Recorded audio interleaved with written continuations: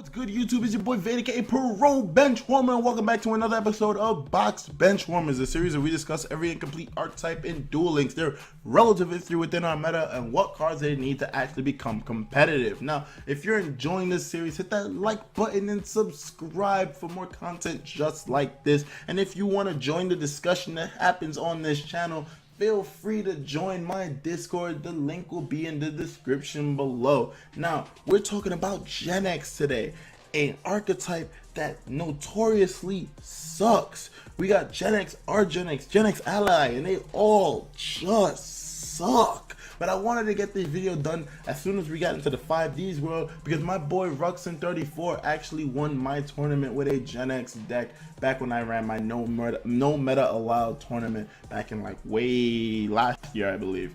And I wanted to give a shout out to him because he actually made Genex seem pretty cool, but Genex still notoriously suck. So how can we make Genex better? I want to talk about the key tuner in this deck, which is Genex Controller. You don't understand how actually good this card is just because it is a level 3 Dark Machine normal tuner. Dude, this means that it can be special summon off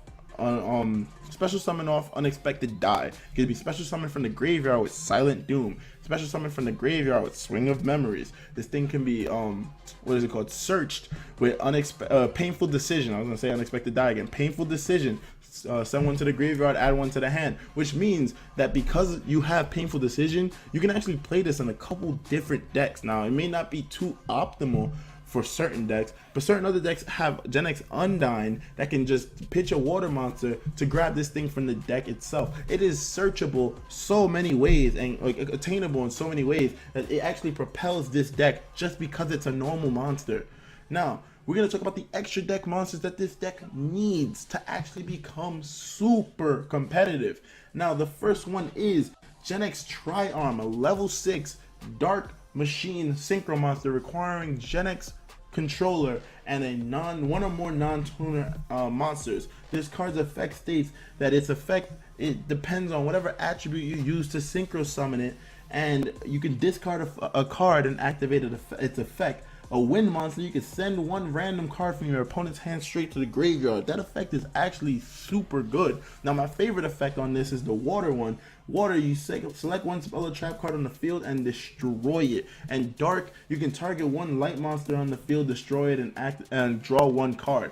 Now, the water and the light one are actually, the dark one are actually really good. Dark one because Blue Eyes meta is upon us. You can literally special summon Genex Ally Tri-Arm, pop a Blue Eyes or whatever Blue Eyes monster they have on the field, and draw a card for free. I think that that's pretty good. And the water one, I want to state the water one because it's a level 6 and Genex Controller is a level 3, which means Genex Undyne can pitch a water monster to grab controller, and now you have an actual extra deck monster that can actually gain you advantage. You can normal summon a level 3 or normal summon Genex Controller and get another monster on the field, and you can actually go into Genex Ally Tri-Arm, discard a card and pop back row, and maybe continue your plays from there. I haven't played Mermail myself, so I don't really know how that can advance too much, but I know that they like being discarded. I know that they have active effects that activate in the graveyard, and they struggle with back row. So I think that this is pretty good for a Mermail deck, way better than Genex, Hydro Genex.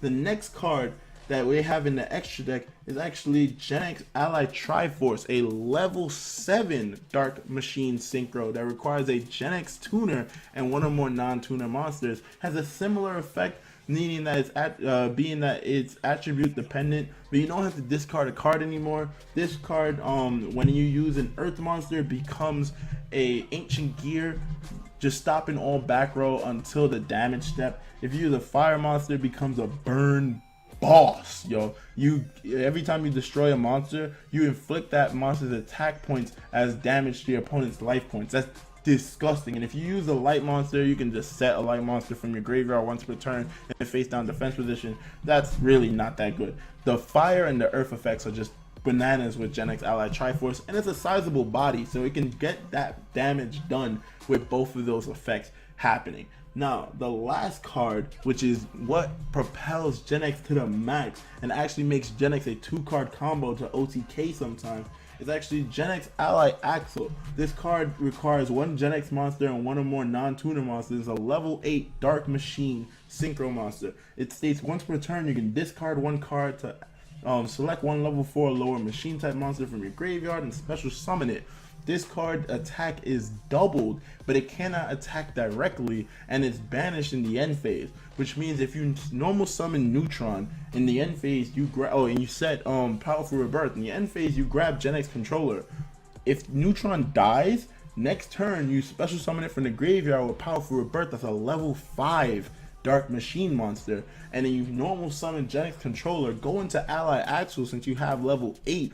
Get Neutron back on the field as a 3600 body that can dish that big damage to your opponent, and you still have a 2600 body on the field to get the rest of the damage done. This would be so damn good. And the fact that it's a machine monster, which means you have access to rare Metamorph, you have access to Pulse Wines, some insanely good cards for machine type monsters.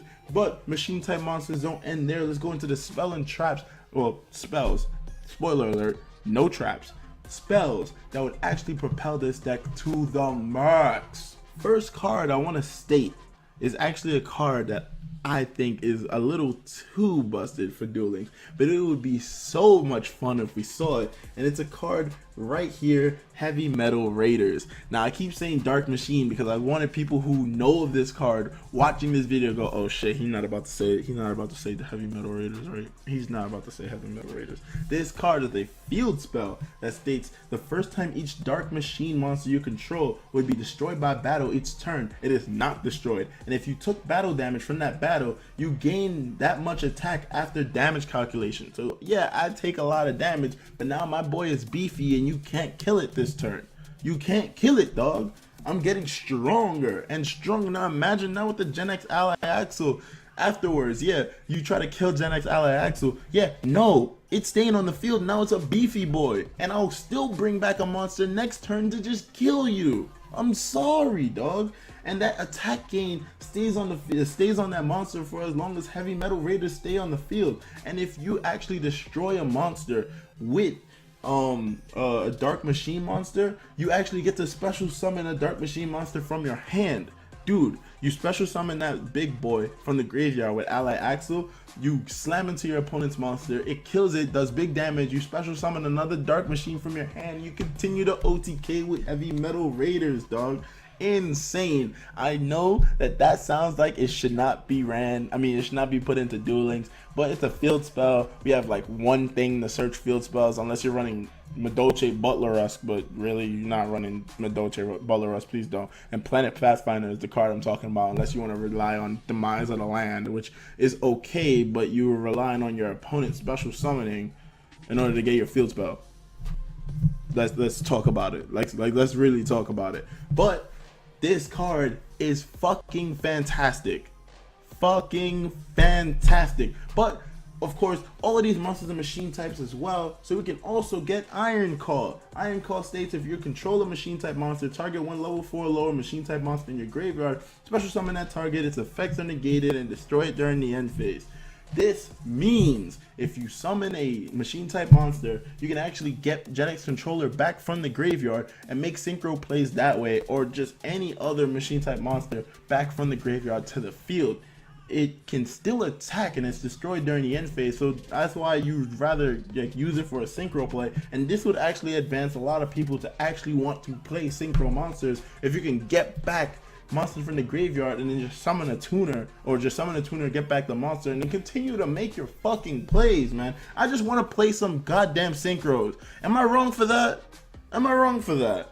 Let me know in the comment section below what you guys think about these card choices. If there's anything I missed out, like Duradark and stuff like that in Genex, in the synchro, like in the effect monster part of the Genex archetype. Let me know what I'm missing in the comment section below.